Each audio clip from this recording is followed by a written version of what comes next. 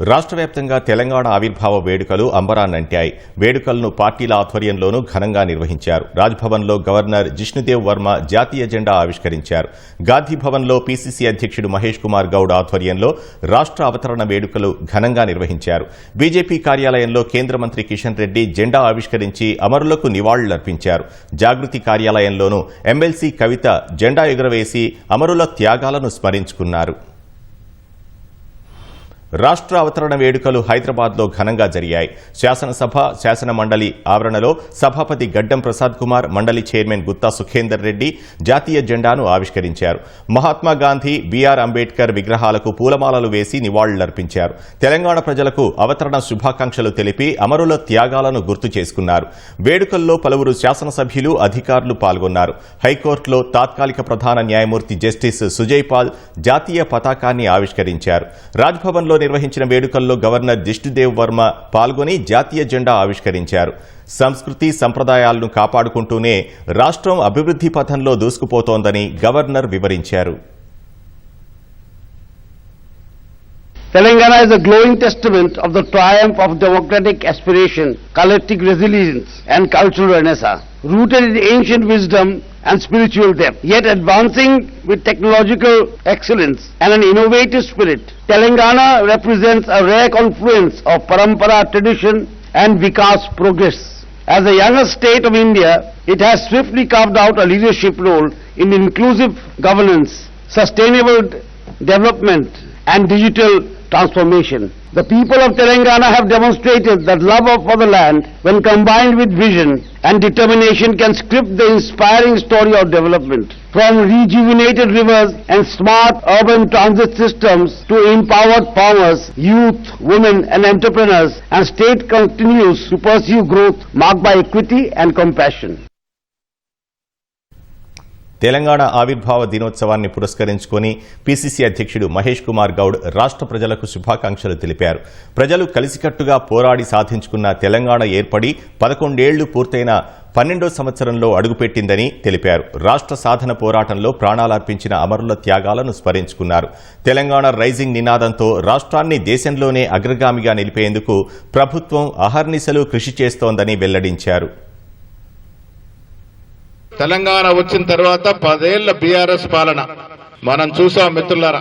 ఆర్థిక విధ్వంసం జరిగింది, పోలీసు రాజ్యం నడిచింది, ప్రజాస్వామ్య విలువలు మంట కలిపినాయి, రాజ్యాంగ తిలోకత వచ్చినారు. తుదకి 2023లో తెలంగాణ రాష్ట్రంలో మార్పు వచ్చింది. ఇచ్చిన 6 గ్యారంటీలు విశ్వసించి తెలంగాణలో అధికార మార్పుకు శ్రీకారం చుట్టారు. తెలంగాణ ఇచ్చినటువంటి పార్టీ కాంగ్రెస్ పార్టీని అధికారంలోకి తీసుకొచ్చినారు. కామారెడ్డిలో మనం ప్రవేశపెట్టిన బీసీ డిక్లరేషన్ లో భాగంగా 42% రిజర్వేషన్ ఇస్తూ అసెంబ్లీలో 2 బిల్లు పాస్ చేసుకున్నాం. ఒకటి స్థానిక సంస్థల కొరకు, ఒకటి విద్యా ఉపాధి కొరకు. 2 బిల్లులు 42% రిజర్వేషన్ ఓబీసీలకు ఇస్తూ చేసుకోవడం అంటే ఇది తెలంగాణ చరిత్రలో నిలిచిపోయిన అవసరం. రేవంత్ రెడ్డి గారు ముఖ్యమంత్రిగా తప్పకుండా ఖర్గే, రాహుల్ గాంధీ ఆశయాల్ని ముందుకు తీసుకెళ్తూ తెలంగాణ రైజింగ్ ఈ దేశంలోనే నంబర్ 1 స్థానాన్ని ఎగబాకే విధంగా ప్రయత్నాలు జరుగుతా ఉన్నాయి. నాంపల్లిలోని బీజేపీ రాష్ట్ర కార్యాలయంలో రాష్ట్ర అవతరణ వేడుకలు ఘనంగా నిర్వహించారు. పార్టీ రాష్ట్ర అధ్యక్షుడు కేంద్ర మంత్రి కిషన్ రెడ్డి జాతీయ జెండా ఆవిష్కరించి అమరవీరులకు నివాళులర్పించారు. తెలంగాణ ఉద్యమంలో బీజేపీ కీలక పాత్ర పోషించిందన్న ఆయన రాష్ట్రంలో 11 ఏళ్లుగా దోపిడీ ప్రభుత్వాలు రాజ్యమేలుతున్నాయని ఆక్షేపించారు. రాష్ట్ర సాధన కోసం జరిగినటువంటి పోరాటము ప్రపంచ చరిత్రలో ఒక లిఖించదగినటువంటి అంశం. మా తెలంగాణ మాకు కావాలి అహింసాయుతమైనటువంటి పద్ధతిలో పోరాటం జరిగింది. సుమారు 1200 పైచీలకు తెలంగాణ ఉద్యమకారులు ఆత్మ బలిదానం చేసుకున్నారు. అనేక మంది ఆ రోజు ఆత్మ బలిదానం చేసుకున్నటువంటి సందర్భంలో తెలంగాణ కోసం చిత్తశుద్ధిగా పోరాటం చేసినటువంటి ఏకైక పార్టీ భారతీయ జనతా పార్టీ అని మనం చేస్తాను. లోక్సభలో, రాజ్యసభలో ప్రధాన ప్రతిపక్షంగా ఉండి కష్టం వచ్చినా, ఇబ్బంది వచ్చినా, నష్టం వచ్చినా కూడా భారతీయ జనతా పార్టీ తెలంగాణ ఉద్యమంలో కీలక పాత్ర పోషించింది. నీళ్లు, నిధులు, నియామకాల పేరుతో ఉద్యమాలు చేస్తే తెలంగాణ వచ్చిన తర్వాత నీళ్ల పేరుతో 1000 కోట్ల తెలంగాణ ప్రజాధనాన్ని దుర్వినియోగం చేసిన విషయం మనం చేస్తున్నాను. కేసీఆర్ కుటుంబము టీఆర్ఎస్ పార్టీ నాయకులకు ఉద్యోగాలు, రాజకీయ ఉద్యోగాలు వచ్చాయి తప్ప తెలంగాణ ప్రజలకు ఉద్యోగాలు రాలే. ఈ 11 సంవత్సరాల తరువాత ఒక్కసారి తెలంగాణ ప్రజలు, తెలంగాణ విద్యావంతులు, తెలంగాణ మేధావులు ఆత్మ పరిశీలన చేసుకోవాలి. 10 సంవత్సరాలు పరిపాలించినటువంటి టీఆర్ఎస్ లేకపోతే బీఆర్ఎస్ కేసీఆర్ గారు తెలంగాణను బంగారు తెలంగాణ చేస్తా అన్నాడు. కానీ తెలంగాణ బంగారు తెలంగాణ కాలేదు తప్ప ఆయన కుటుంబం మాత్రం బంగారు కుటుంబమైంది. తెలంగాణ భవన్లోనూ రాష్ట్రావతరణ వేడుకలు అట్టహాసంగా సాగాయి. మాజీ సభాపతి మధుసూదనాచారి జాతీయ పతాకాన్ని ఆవిష్కరించారు. మహాత్మా గాంధీ, డాక్టర్ బిఆర్ అంబేద్కర్ చిత్రపటాలకు పూలమాల వేసి నివాళులర్పించారు.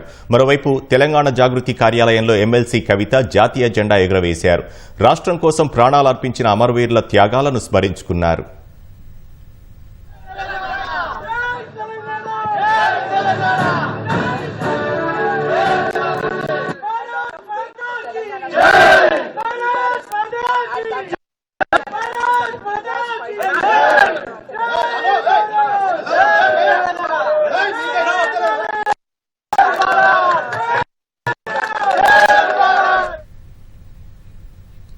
గన్ పార్క్ వద్ద సిపిఐ నేత నారాయణ సహా ఎమ్మెల్సీ కోదండరాం తెలంగాణ అమరవీరులకు నివాళులర్పించారు.